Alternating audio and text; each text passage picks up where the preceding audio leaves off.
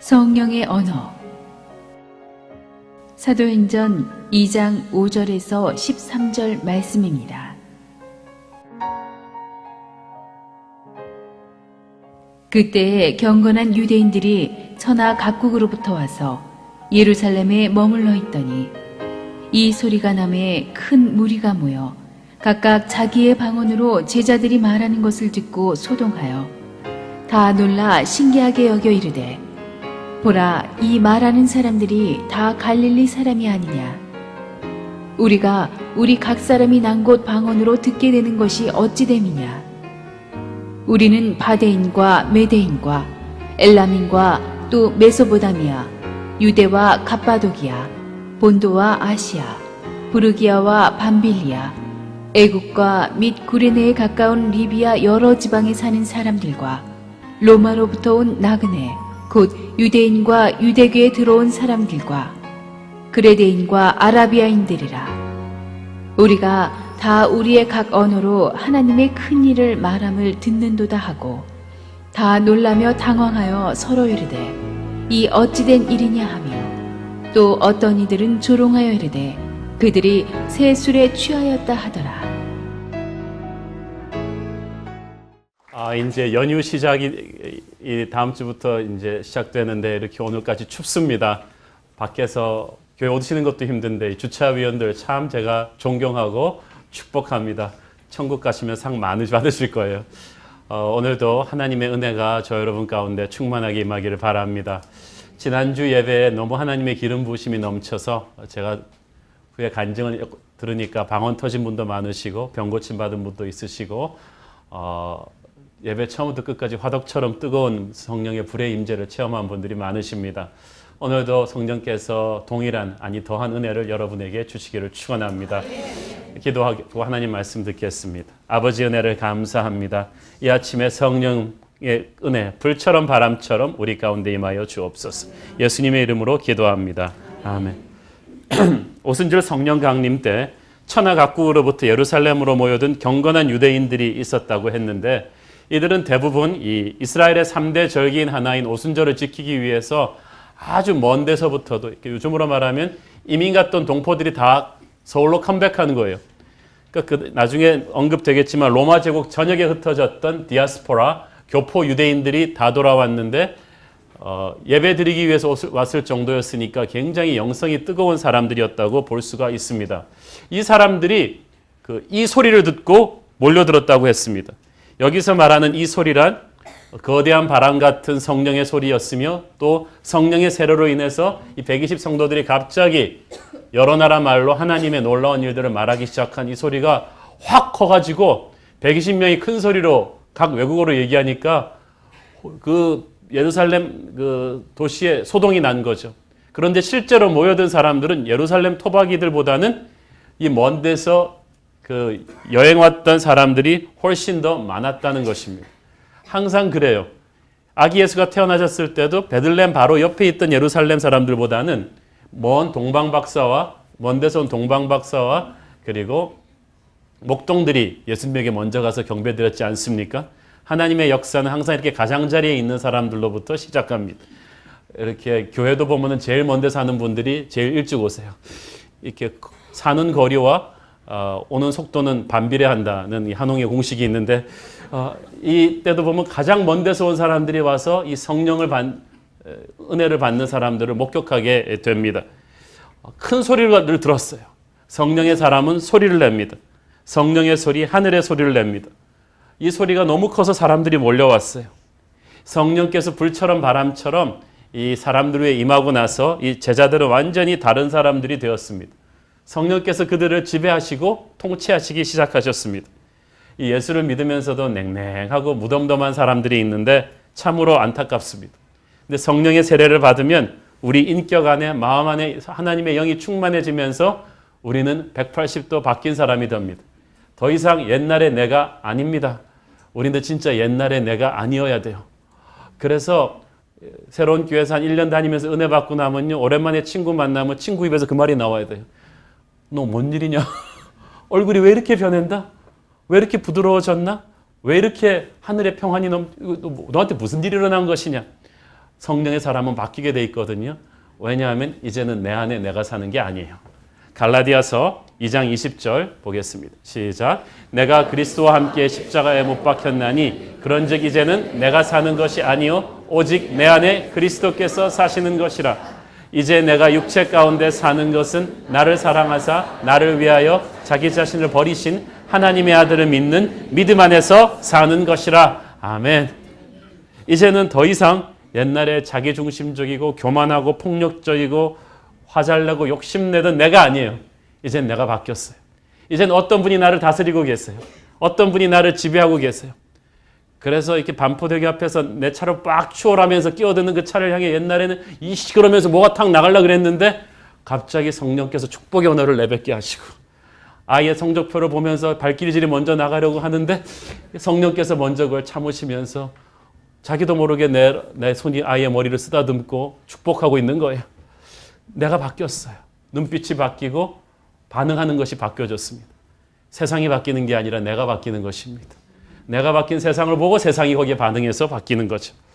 그러니까 이 120 성도들이 아직까지도 예수님을 십자가에 못 박은 사람들이 시퍼렇게 눈을 뜨고 있는 예루살렘 한복판에서 아주 담대하게 하나님의 일을 선포할 수가 있었던 것입니다. 성령의 역사는 사람들을 놀라게 합니다. 6, 7절에 보니까 그들이 소동했고 놀라서 신기하게 여겼다고 되어 있습니다. They were bewildered and they were utterly amazed. 여기서 이 말은 정신이 번뜩 뜨일 정도로 충격을 받았다는 것입니다. 눈이 휘둥그레질 정도로 쇼크를 먹었다는 뜻입니다. 그리고 그 놀라움과 충격이 갈수록 그들을 사로잡았다는 뜻입니다. 성령이 임하면 성령 받은 사람이 제일 먼저 놀랍니다. 자기 자신이 먼저 놀랍니다. 방언을 받으면 여러분 처음 방언 받을 때 기억하세요? 자기 자신이 얼마나 놀랍니까? 그렇게 영어 시간에 그렇게 해도 안 되더니 안 꼬아지던 혀가 갑자기 그냥 하나님의 언어로 기도하기 시작하는 우리가 성령의 은사로 치유를 경험하고 불을 경험하고 났을 때 내 자신이 놀래잖아요. 그런 것처럼 성령을 받으면 자기가 놀래고 그리고 지켜보는 다른 사람들이 놀라게 되죠. 성령이 왔는지 안 왔는지 어떻게 아느냐? 다 알게 돼 있어요.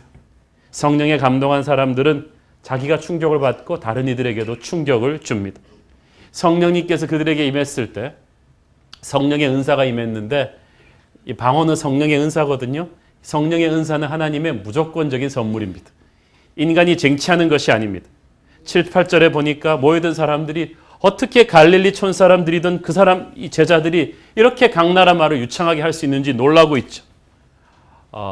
성령의 은사란 사실 인간의 조건을 따르치지 않고 부어주는 것입니다. 지식의 유무와 상관이 없습니다. 남녀노소도 상관이 없습니다. 하나님이 부어주시기로 작정하면 그냥 임하는 것입니다. 내가 성령 받을 자격이 있나? 하나님의 일을 한 능력이 되나? 이런 말 하지 마세요. 기독교 역사에서 하나님이 쓰셨던 많은 사람들이 몸이 약하고 교육을 덜 받고 그런 분도 굉장히 많습니다. 하나님께서 붙잡으시면 성령의 은사가 임하고 은사는 곧 능력이에요. 은사를 받고 능력을 받고 일하는 것이지 내 힘으로 하는 게 아니거든요. 사랑하는 여러분, 여기서 언급된 게 방언뿐이라서 그렇지 로마서에 보면은 성령의 은사는 방언도 있고 예언도 있고 다스림도 있고 긍휼도 있고 여러 가지 은사들이 있습니다. 이 은사들이 동시에 이들에게 임했을 거예요.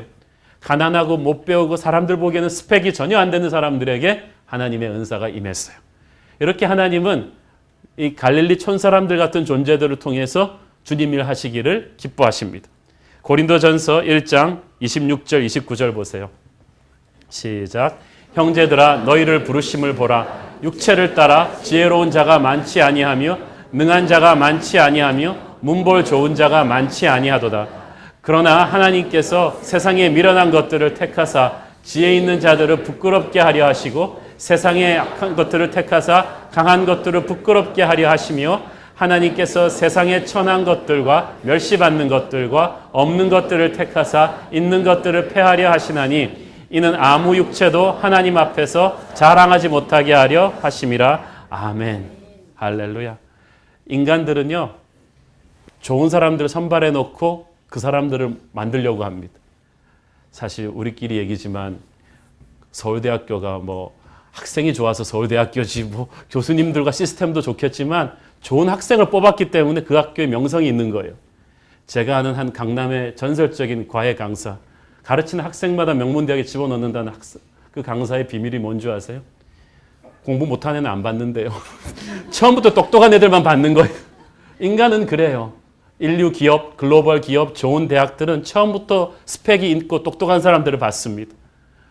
그런데 하나님께서는 그렇지 않으세요. 능력이 있는 자가 헌신하지 않으면 주님께서는 헌신한 자들에게 능력을 갖추어 주십니다. 사랑하는 여러분, 우리는 그 옛날 갈릴리 촌사람들에게 성령을 부어주셔서 글로벌 선교에 디딤돌로 서셨던 주님께서 오늘 우리들도 사용하실 줄을 믿습니다. 자신감을 가지세요. 용기를 가지세요. 성령께서 우리를 사용하시고 성령께서 제자들을 통해서 말하게 하셨다. 이게 굉장히 중요합니다. 이 4절에 보니까 저들이 다 성령의 충만함을 받고 성령의 말하게 하심을 따라 다른 언어들로 말하기 시작했다 그랬죠. They began to speak in other tongues as the Holy Spirit enabled them. 성령께서 능력을 주심에 따라서 언어를 하게 되었다는 것입니다. 성령께서 말하게 하심을 따라 말했다는 것은 성령님의 말씀에 그들이 더하지도 빼지도 않고 그대로 전했다는 거예요. 오늘날 기독교의 타락은 둘 중에 하나입니다. 복음에서 뭘 뺐든지 뭘 더했든지 자기 생각을 얹었든지 아니면 자기가 껄끄러운 건 빼버렸든지 그러나 그러므로 부흥은 복음을 빼지도 더하지도 않는 원색적인 순도 그대로 전하는 것입니다. 성령의 사람은 복음에서 빼지 않습니다. 더하지 않습니다. 저는 여러분이 말씀 그대로 전하는 하나님의 입술이 되기를 바랍니다. 하나님이 주시면 말씀하고 하나님이 안 주시면 말씀 안 하는 거예요. 사도행전 2장 2절을 보니까 성령께서 임하실 때 불의 혀같이 갈라져서 임했다고 했거든요. 성령은 복음을 선포할 수 있는 혀의 능력이에요. 그래서 성령을 받았느냐 안 받았느냐의 특징은 방언이 아니에요. 말씀을 전할 수 있는 능력이에요. 한국말로라도 여러분 안에 불이 있어서 하나님의 은혜를 전하고 싶다. 여러분 성령 받으신 거예요. 그 안에 그 뜨거운 열정이 있다면 그 성령 주신 거죠. 하나님은 침묵하지 않으십니다. 오순절 성령이 임하면서 이 성도들이 말하기 시작했다는 것은 하나님은 침묵하지 않는다는 것을 의미합니다. 태초부터 지금까지 하나님은 끊임없이 우리에게 말씀하고 계세요. 우리가 교만해서 그걸 듣지 못하는 거예요. 그러나 우리가 회개하는 심령으로 겸손히 기도하며 그분과 교제하고 있으면 하나님은 끊임없이 하나님의 백성에게 말씀을 주십니다. 하나님께서는 우리에게 말씀을 주시는 분이시며 우리를 통해서 말씀하시는 분입니다. God will speak to you and He will speak through you. 저는 여러분이 하나님의 말씀을 받고 전하는 축복의 통로 되기를 바랍니다. 지금도 성령께서는 우리에게 하나님의 말씀을 주고 계세요. 사도행전 2장 6절에 오늘 본문 말씀에 큰 무리가 모여 각각 자기의 방언으로 제자들이 말하는 것을 들었다고 했죠. 예수께서는 이 성령의 사람들의 입술에 줄 방언에 대해서 이미 예언하신 적이 있습니다. 마가복음 16장 17절입니다. 시작. 믿는 자들에게는 이런 표적이 따르리니 곧 그들이 내 이름으로 귀신을 쫓아내며 새 방언을 말하며. 자, 여기서 새 방언, new tongues라는 이 새 방언은 바로 2장 6절에 나오는 자기의 방언입니다. 자, 여기서 나오는 방언은 고린도전서 14장에 나오는 하나님과 그 사람만이 아닌 영적인 언어, 하늘의 언어와는 다른 겁니다. 여기서 말하는 방언은 문자 그대로 외국어예요. 각 나라 사람들이 알아들을 수 있는 그 나라 방언인 거예요. 자, 그런데 이 제자들이 전문적으로 외국어 교육을 받은 사람이 아니잖아요. 우리가 한 나라 말을 터득하는데 보통 집중해서 그 나라에 가서 살면서 3, 4년이 걸립니다. 그것도 언어에 감각이 있는 사람이. 그런데 감각이 없으시면 아예 안 되는 분도 있고 그런데 갑자기 외국어 교육 한 번도 안 받은 이 제자들이 갑자기 여러 나라 외국어로 쫙 말하기 시작한 것입니다. 성령께서 그들에게 갑자기 이 외국어를 주신 것은 너희들 다 나가서 다국적 기업에 주식하라 그게 아니에요. 갑자기 이 혀에 축복을 주시고 외국어를 갑자기 하게 하신 것은 엄청난 영적인 의미가 있습니다. 그것은 바벨탑의 저주를 풀어준 사건입니다. 원래 인류의 언어는 하나였습니다. 여러분 외국어 공부해 보시면 정말 딴 나라 말 배우기 어렵지 않습니까? 우리는 영어랑 한이 맺힌 그 민족 아닙니까? 어렸을 때부터 중학교 때부터 영어를 하고 성문 종합 영어 무슨 영어 다 해가지고 명문대 영문과를 나와가지고 미국에 갔는데 미국 사람 앞에만 서면 정작 그대 앞에만 서면 나는 왜 이리 작아지는지.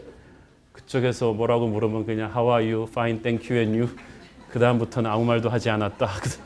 굉장히 이 언어가 힘이 드는. 그래서 저도 미국 이민 가서 영어 때문에 고생하면서 생각을 해봤습니다. 도대체 언제부터 언어들이 갈라진 거야? 전 세계 사람들이 다 한국말 하면 얼마나 좋을까? 저 어릴 때 진짜 그런 줄 알았어요. 외국어, 외화를 보면 전부 다 미국 사람들이 한국말을 하더라고요. 아, 그렇구나. 미국 가도 언어에 오드리 헵번도 한국말을 하는구나. 그렇게 생각을 했죠. 그런데 외국어가 이렇게 많아요. 이렇게 어려워요. 그런데 언어가 하나이던 시절이 있었다는 거예요. 노아 홍수 전에 그랬어요. 홍수 이후에 노아의 아들들과 그 후손들로부터 온 땅의 백성과 나라들이 나누어졌지만 그래도 언어는 하나였어요.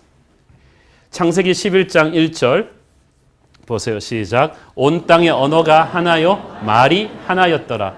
The whole world had one language. 와, 저의 꿈이에요. 한단 말이에요.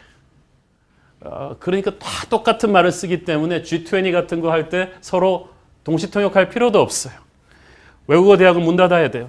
한 나라 말로 그냥 다 통하는 거죠. 그런 축복된 세상에서 갑자기 저주가 임한 거예요. 왜냐하면 인간이 하나님에게 반역했기 때문이죠. 인간 문명이 굉장히 발달했나 봐요. 그러니까 인간들의 생각에 야, 우리가 이제 못할 것이 뭐가 있겠는가. 우리의 경쟁자는 하나님뿐인데 하나님과 우리의 차이는 그분은 높은 데 살고 우리는 층수가 낮은 것뿐이니 우리 층수를 좀 올려보자. 고층 아파트 그때부터 시작된 거죠. 그때 건축 기술이 얼마나 대단했던지 구름 위로 뚫고 올라가는 탑을 쌓기 시작했어요. 바벨탑의 도전입니다. 이 인류 문명의 과학의 기술이 아니라 하나님에 대한 도전이었어요. 아, 그렇게 해서 신에 도전하는 그런 문명을 만들면 우리의 이름이 후세에 남지 않겠는가. 선악과 사건 이래 하나님의 권위에 그토록 무례하게 도전한 사건은 없었습니다. 그래서 하나님께서 이 사건을 벌하시기로 하셨는데 그 벌이 언어를 흩어버리는 것이었습니다.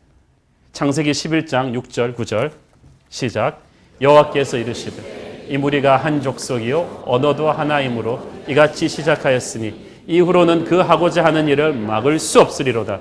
자, 우리가 내려가서 거기서 그들의 언어를 혼잡하게 하여 그들이 서로 알아듣지 못하게 하자 하시고 여호와께서 거기서 그들을 온 지면에 흩으셨으므로 그들이 그 도시를 건설하기를 그쳤더라.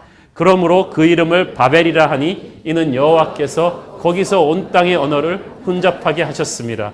여호와께서 거기서 그들을 온 지면에 흩으셨더라. 아멘. 외국어 공부할 때 도대체 우리가 어느 놈 때문에 이 고생을 해야 되냐고 하는 분들은 바로 여기 이놈들 때문에 그래요.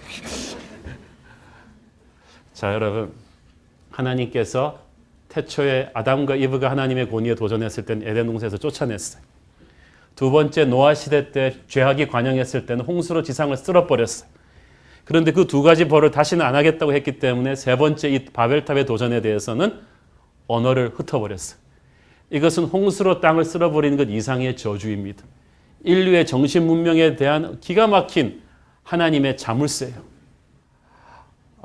언어가 다르다는 것은 얼마나 힘든 일입니까? 한 나라 말 배우기도 힘든데 몇 개국 언어 하는 게 그렇게 어려워요. 언어가 다른 사람들과는 내 감정과 생각을 그대로 통하기가 너무 어렵습니다. 말은 말인데 이게 말이 아니라는 거예요.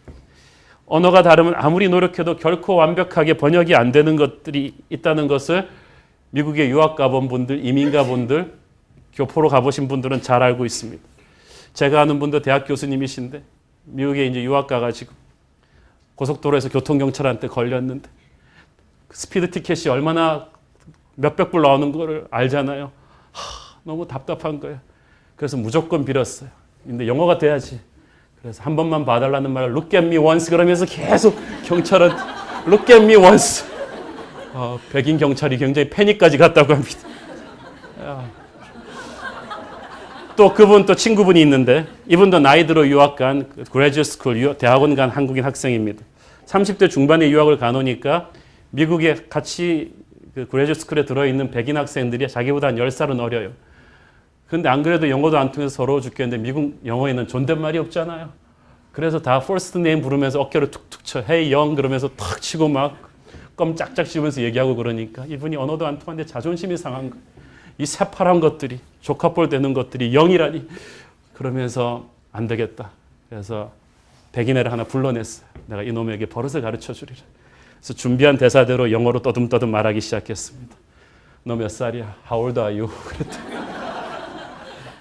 그 다음에 내가 네 친구냐? Am I your friend? 했더니 미국이가 놀래가지고 Of course I am. 그렇지. 도저히 안 되겠다 싶어서 넌 애미애비도 없냐? Don't you have your mother and father? 그랬더니 미국이가 놀래가지고 Why would you wanna know about my parents? 너무 화가 나는데 할 수 없어서 너 이 자식 두고 보자. Child, see you later. 그러고 내가 확 나쁜 거야.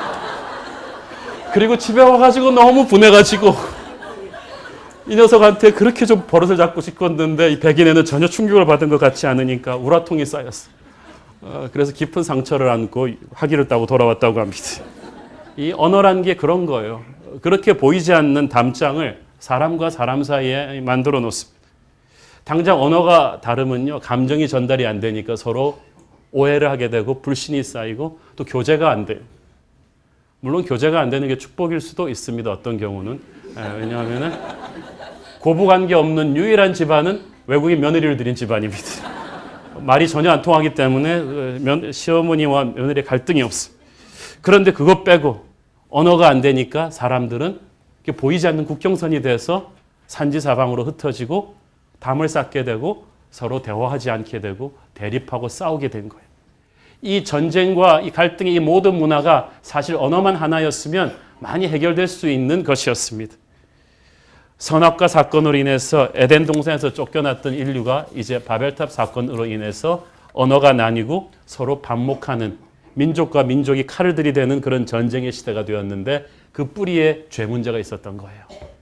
자, 그런데 오순절 성령 강림 사건이 폭발하면서 한 번도 외국어 공부를 한 적 없는 무식한 촌사람들인 이 갈릴리 120 성도들이 갑자기 외국어를 유창하게 터뜨렸다는 것은 무엇을 의미합니까? 나사렛 예수의 보혈을 통해서 성령의 시대가 열리고 성령의 시대에는 하나님의 백성에게 바벨의 저주를 풀어준다는 것입니다. 결코 인간의 노력으로 넘을 수 없는 이 외국어도 극복이 된다는 것. 바벨탑 사건 때는 서로가 서로를 이해하지 못했는데 오순절 성령 강림 때는 다른 나라 말 하는 사람들도 이해를 했습니다. 바벨탑은 사람들을 사방으로 흐트러뜨렸는데 오순절은 사람들을 열방의 민족을 하나로 모았죠. 바벨은 인간을 높이는 것이었지만 성령님의 사건은 오순절의 사건입니다. 바벨은 저주를 불러왔지만 오순절은 축복과 능력이에요. 바벨은 반란이었지만 오순절은 하나님을 순종하는 것입니다. 하나님께서는 이 바벨의 저주를 오순절 성령 사건을 통해서 풀어주신 거예요. 이제 성령의 시대에는 유대인이든 미국인이든 한국인이든 중국인이든 예수 그리스도를 믿는 사람들은 보이지 않는 하늘의 언어로 하나가 될 수 있다는 것입니다. 저는 실제로 미국 교포 어떤 청소년 수양회에서 영어를 하나도 잘 못하는 막 한국에서 이민 간 한국어권 아이들과 한국어를 전혀 못하는 거기서 태어난 2세 아이들이 밤에 울면서 기도하고 찬양하는 것을 보았습니다. 무슨 말로 기도했는지는 저도 잘 모르겠습니다. 그런데 보이지 않는 어떤 성령의 커넥션이 있었다는 거예요. 하나님의 성령이 임하시면요, 언어가 극복이 되고 불가능할 것 같은 사람들이 서로의 언어가 교통하게 되는 거예요. 저는 그래서 한 국제집회에서 방언이 터지기 시작했는데 한 백인인데 잘생긴 백인인데 갑자기 막 경상도 사투리 방언이 터지고 그래서 제가 보면서 주님 저 분에게 표준어 방언을 임하게 해줘야 되는데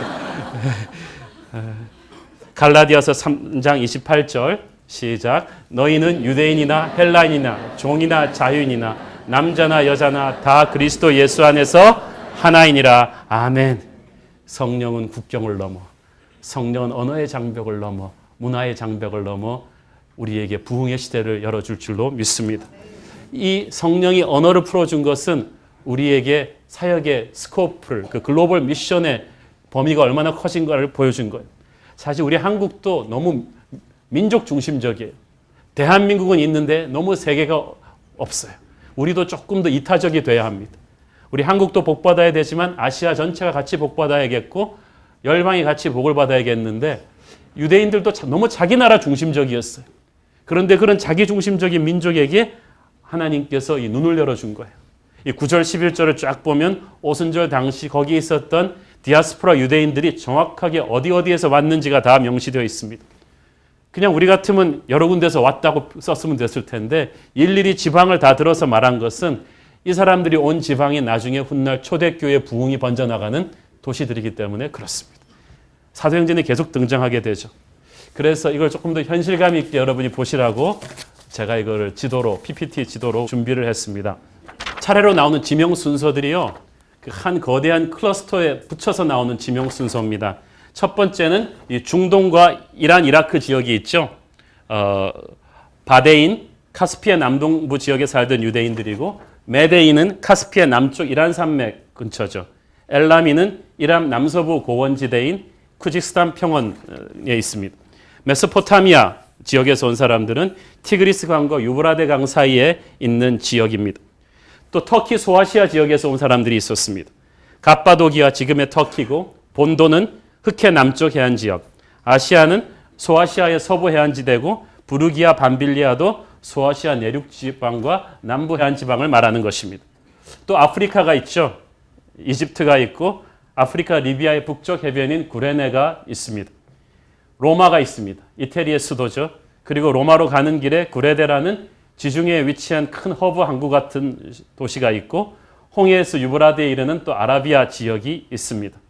이 9절 11절에 언급된 유대인들의 출신지들을 살펴보면 바벨론과 시리아 지역 전체를 어우르는 소아시아 지역과 애국과 로마와 북아프리카의 구레네 지역까지 포함하는데, 예루살렘으로부터 시작해서 큰 원을 그리면 그 지름만 해도 몇천 킬로가 달하는 엄청난, 그 당시 세계로 뻗치고 있던 로마 제국 전체 땅끝에서 사람들을 하나님께서 모아주신 것이었습니다.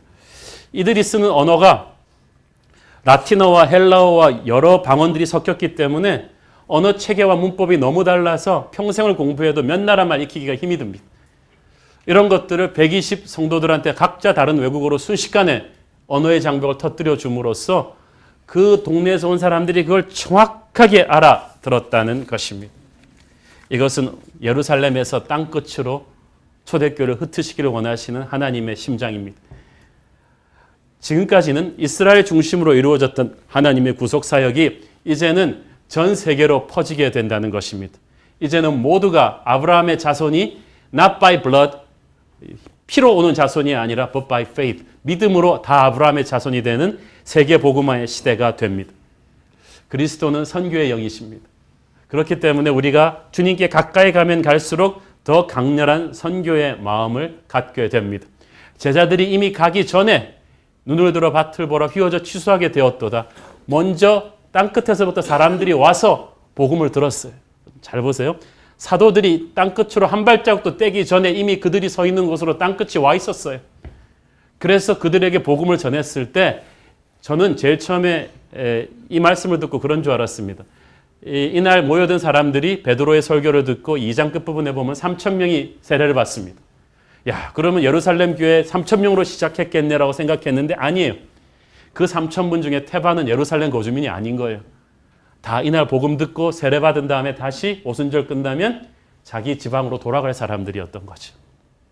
그 증거가 곳곳에 나타나는데 사도행전 9장에 바울이 회심하기 전에 바울이 사울이었을 때 다메섹에 있는 그리스도인들을 핍박하기 위해 가고 있었다 그랬죠. 그런데 그 다메섹에 그리스도인들이 어떻게 존재했을까요? 베드로가 갔나요? 아니요. 제자들 아무도 안 갔어요. 이미 다메섹에 크리스천들이 존재하고 있었어요. 어떻게 생겼을까요? 이때 예수 믿고 예루살렘에서 돌아가서 다메섹으로 복음을 갖고 간 사람들이 거기다 교회를 세운 거예요. 사도행전 20장 7절을 보면 바울이 선교여행 다닐 때 아직 아무도 복음을 전하지 않았던 드로아나 로마 등에 이미 교회가 설립되어 있었다고 되어 있습니다. 아무도 안 갔는데 아직. 이때 오순절 다락방 이 사건 때 와서 제자들의 간증을 듣고 예수 믿은 사람들이 돌아간 거예요. 우리가 땅끝으로 가기 전에 하나님은 이미 땅끝을 우리에게로 보냈습니다. 그래서 돌아가게 하셨어요. 그러니까 전 세계에서 예루살렘으로 모여든 이 오순절이라는 기가 막힌 타이밍에 이 성령의 부흥을 주신 것은 하나님의 기가 막힌 섭리죠. 여러분 어린 시절에 공터에서 뻥튀기 아저씨 기억나세요? 너무 젊은 사람들은 기억이 안 날 것이지만 이게 조금만 나이 30대, 40대로 가시는 분들만 돼도 이제 기억하실 거예요. 놀 게 별로 없으니까 공터에 뻥튀기 아저씨가 오면 전부 다 나옵니다. 그날의 최고의 이벤트입니다. 그럼 탁 가서 그 까만 통에서 막 뻥튀기 아저씨가 막 이렇게 막 분위기를 살립니다. 그러면 그 위험한 기계 주위로 우리가 다 모여들어요. 그러면 막 어느 고저점이 되면 이게 뻥 터진데 이게 얌전하게 안 터지잖아요. 화력이 좋은 거는요, 거짓말 안 하면 50m 날아갑니다. 막 날아가서 막 떨어지면 막 흙에 떨어진 것도 그 더러운 걸 좋다고 다들 쫓아가가지고 막 집어 먹으면서 막 환호성을 하는 그런, 저도 이성을 잃고 그 짓을 하던 때가 생각이 납니다만, 이 오순절 성령 강림 사건이 바로 그런 거예요. 뻥 터져서 뻥튀기처럼 튀었더니 여기서 성령 받은 사람들이 쭉 날아가서 로마에 뚱 떨어진 거예요. 다메섹에 붕 떨어지고 그레데에 푹 떨어지고 곳곳에 하나님의 사람들이 준비가 되어 있었던 거죠. 제자들과 사도들이 갔을 때는 이미 하나님이 뿌리신 씨앗을 거두는 것 뿐이었습니다. 너무나 놀랍습니다. 이 제자들이 그렇기 때문에 그 120 성도들이 어떤 메시지를 전했는가가 중요하죠. 11절을 보세요. 우리가 다 우리의 각 언어로 하나님의 큰 일을 말함을 듣는도다. 단순히 처음에는 외국어를 했기 때문에 자기 나라 말을 하니까 놀란 것이고, 둘째는 그 외국어로 무슨 말을 했느냐가 중요합니다. 하나님의 큰 일을 들은 거예요. 예수의 십자가 복음과 부활의 능력과 성령의 강림 사건을 제자들이 선포하기 시작한 거예요. 각 나라 말로. 똑같은 말을 아무도 시키지 않았는데 120개 언어로 그냥 다 선포하기 시작하니까 거기에 놀랐어요. 여러분, 확신 있는 메시지는 듣는 사람의 마음을 뒤흔들어 놓습니다. 그러니까 듣고 충격을 받아요. 성령의 기름 부으신 파워 메시지니까. 변했어요. 그리고 구원을 체험했을 거예요. 그리고 자기 나라로 가서 복음의 증인이 되었을 것입니다. 그런데 똑같은 복음을 듣고 정반대의 반응을 보이는 사람들이 있었죠. 저들이 13절 해술에 취했나 보다. 술 취해서 저러겠지. 야, 세상에 이렇게 삐딱한 인간들이 있습니까? 아니, 술에 취해서 순식간에 외국어를 잘할 수 있다면 그 술은 나폴레옹 꼬냑보다 비싼 술입니다. 어떻게 그런 일이 가능할 수 있어요? 그런데 이분들은 안 믿기로 작심한 사람들이에요. 항상 그런 사람들이 있어요. 그러니까 여러분이 은혜 받았을 때 이해 못하고 옆에서 이렇게 긁어도 슬퍼하거나 노하지 마십시오. 그런 분들이 있습니다. 왜냐하면요, 성령 받지 않은 사람은 성령 받은 사람을 잘 이해하지 못해요. 여러분도 성령 받기 전에는 잘 이해하지 못했잖아요. 같이 교회 다니는데요, 성령의 세례를 받은 사람과 그렇지 않은 사람은 달라요. 겉보기엔 똑같아요. 다 새로운 교회 문패 붙이고 다 교회 와서 앉아 계시고 찬송도 따라 부르고 설교도 듣지만 영적인 세계에서 다르다니까요. 똑같은 계란 같은데 하나는 유정란이고 하나는 무정란이에요. 계란을 태어나게 할 수 있는 알은 유정란 뿐입니다. 다 같이 교회 다니는 것 같지만 성령의 세례를 받고 능력을 체험한 사람은 달라요. 저는 이 성령의 시대, 부흥의 시대를 맞아서 올해 우리 새로운 교회 성도들 한 사람도 성령의 불을 체험하지 않은 사람은 없게 되기를 축원합니다. 저는 오늘 이 말씀을 붙들고 제게 적용해 보았습니다. 첫 번째 적용은 이것입니다. 이 사람들이 가기 전에 이미 땅끝을 그들에게로 모아주셨다. 한국이 땅끝으로 가기 전에 이미 요즘은 하나님이 땅끝을 한국으로 모아주시고 있는 듯한 느낌이 듭니다. 나라의 힘이 강해지면요, 외국인들이 많이 일하러 옵니다. 영국이 그랬고 독일이 그랬고 미국이 그랬습니다. 우리 한국이 경제력이 신장되면서 코리안 드림을 쫓아서 많은 외국인들이 들어왔어요. 100개 나라가 넘는 외국인들이 들어와 있는데 이들은 우리 가난했던 시절 일본이나 미국, 중동, 서독으로 갔던 한국인들처럼 이 땅에서 가장 험한 육체노동만 하고 있습니다. 또 가난을 벗어나기 위해서 베트남이나 필리핀, 우즈벡에서 한국으로 시집온 처녀들도 많습니다. 한국인들 사이에서 이들 사이에서 태어난 이 혼혈 코시안들이 벌써 40만을 넘어갑니다. 한국으로 유학 온 몽고 중국 유학생들도 굉장히 많습니다. 그들의 꿈은 70년대 한국의 새마을 운동을 카피하는 것입니다.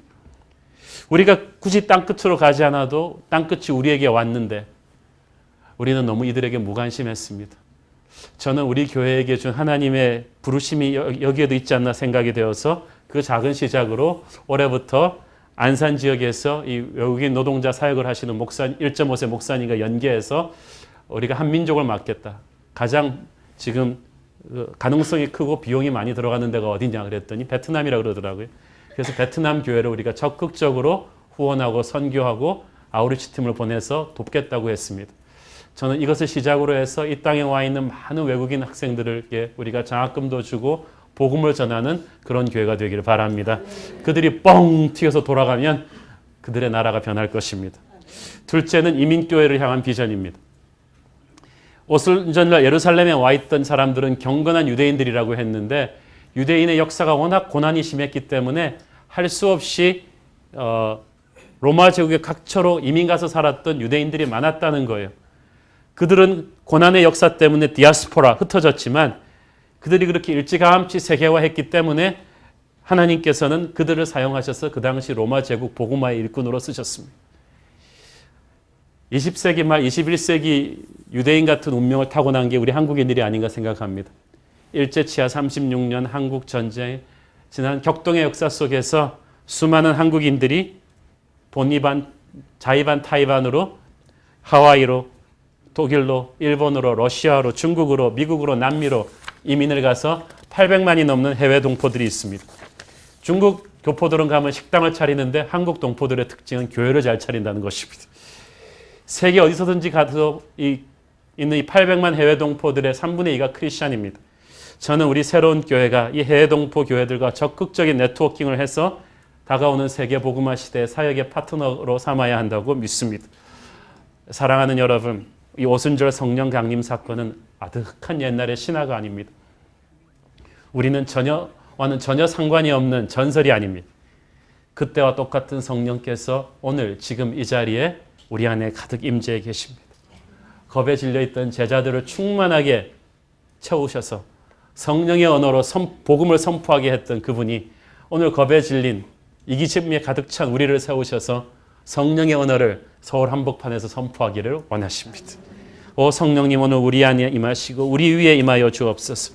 성령께서 불처럼 바람처럼 우리에게 임하실 때 초대교회가 바벨의 저주를 초월했듯이 우리도 바벨의 저주를 초월하게 하여 주옵소서. 언어의 장벽을 넘어서 민족의 장벽을 넘어서 한국을 넘어 아시아로, 아시아를 넘어 세계로 가게 하여 주옵소서. 우리의 입술을 거룩한 성령의 불로 채우셔서 복음을 선포하는 입술이 되게 하여 주시옵소서. 그런 교회가 되게 하여 주옵소서. 기도하겠습니다. 하나님의 은혜를 감사합니다. 주님, 성령의 불이 오늘 우리 가운데도 바람처럼 불처럼 임하여 우리를 연단하시고 채우시고 충만하게 하셔서 사용하여 주시옵소서. 예수님의 이름으로 기도했습니다. 아멘.